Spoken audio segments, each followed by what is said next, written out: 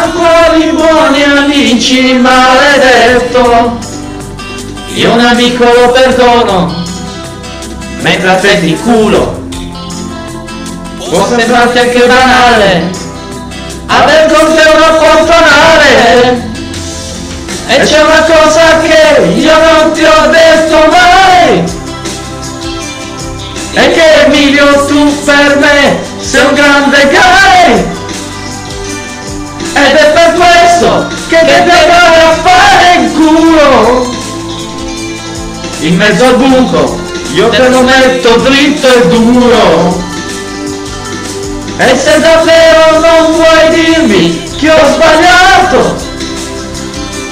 ricorda a volte un uomo va anche inculato, e invece tu non mi lasci via d'uscita